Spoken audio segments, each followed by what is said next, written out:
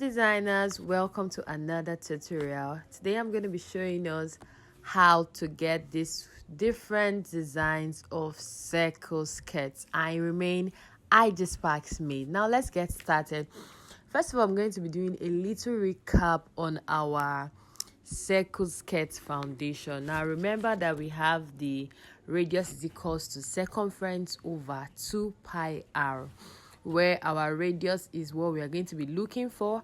Our circumference could be our round waist or round arm, depending on where you're putting this circle, and then our 2 pi r is 6.28. okay, so I hope we have gotten a recap, we've refreshed our memory.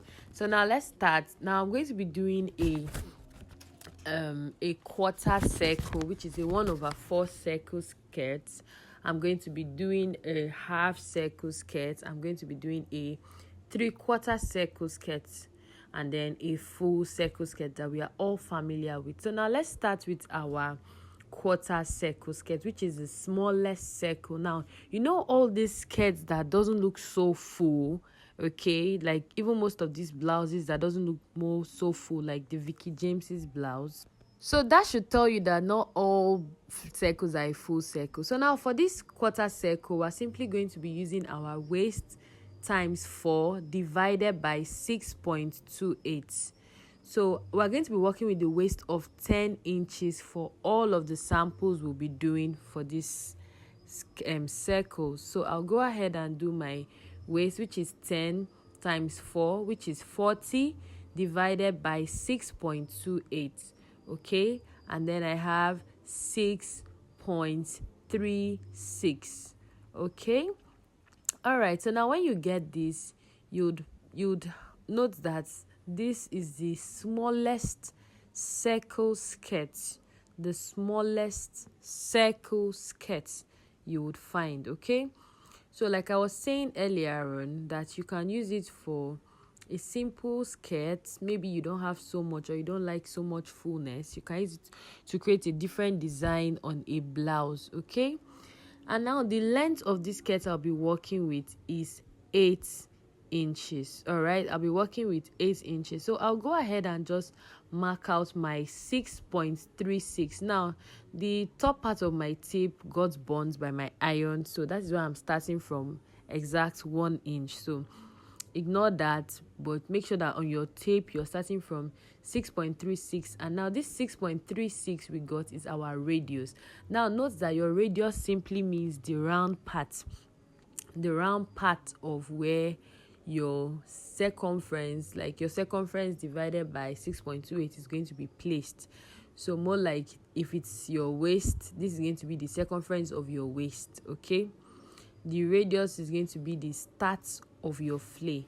So I went ahead to just fill up my length after getting my radius, that is the round waist. It's not the round waist per se, but it's what is going to give you the fullness when you are done cutting. It will give you your exact waist measurement, so you don't guess it. I place this on a straight paper, a flat paper, and then marked all around and cut, and this is what I have here. So you are not folding this quarter circle, you are not folding it into 2 or into 4. It's just a simple circle. Okay, now let's go to the next one is our half circle. We're going to be doing our waist circumference times 2 divided by 6.28. Your waist circumference times 2 divided by 6.28. Remember that we're working with a waist circumference of 10 inches times 2 is 20, divided by 6.28 will give us 3.18. okay, so now when we have this 3.18, remember that this is a half circle, so we're going to be folding our paper, our fabric, whatever you're working with, you're going to be folding it into 2. And then remember that our skirt length, the skirt length we're working with, is 8 inches. Now all these measurements put together gives us our radius. Don't forget, all the measurement put together gives us our radius. So your waist circumference times 2 divided by 6.28, what you get there is your radius, and we got 3.18. So I'll go ahead and just mark round to get my 3.18. Now when you cut out this radius, you're going to be getting a figure that fits into your waist. Okay, and now from my radius point, I'm going to go down and mark my skirt length all around. I'm going to be marking my skirt length all around. Now I just used a pattern paper to illustrate all of these circles, but feel free to try them on your fabric. Yes, it works really well. Feel free to try them on your fabric. Now this is what our half flay looks like. You see that I'm very sure that a lot of us are already used to this half flay. So this is the half flay and this is the quarter flay. Now the waist circumference matches perfectly. The radius is sweet.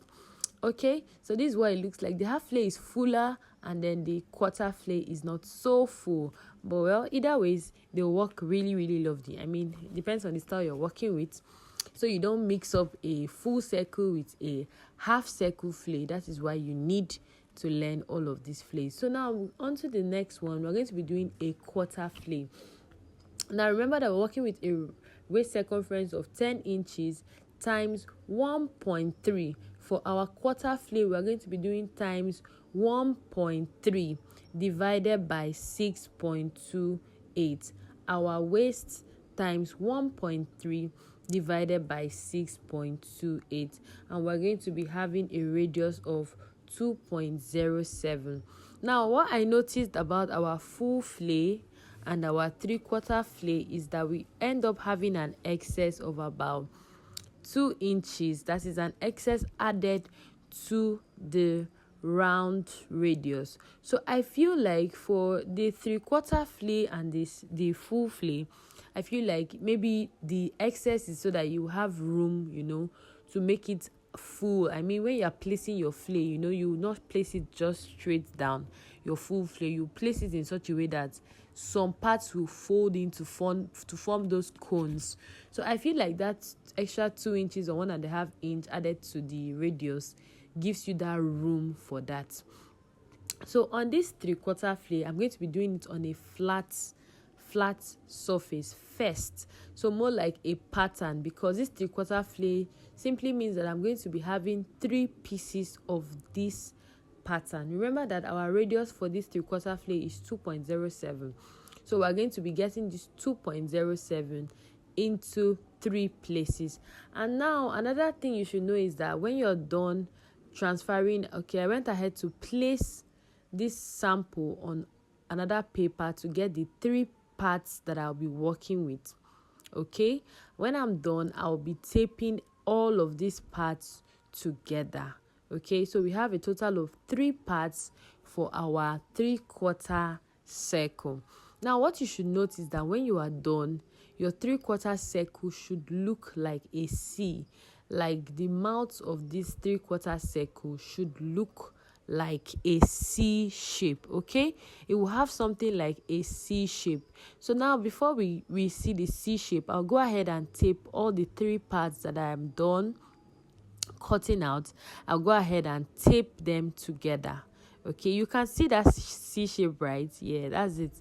So the only thing I noticed with the full circle and the 3/4 circle is the fact that we have a little excess on it. While the other circles just fit flat to the waist, the 3/4 and the full circle gives us a little excess, okay? Which I said you can push in to get a fuller cones. Now for our full circle, which we all know is simply your waist divided by 6.28. Your waist divided by 6.28, where our radius will be gotten. Okay, now we are doing waist divided by 6.28. Our waist is 10 inches divided by 6.28 is going to give us 1.59.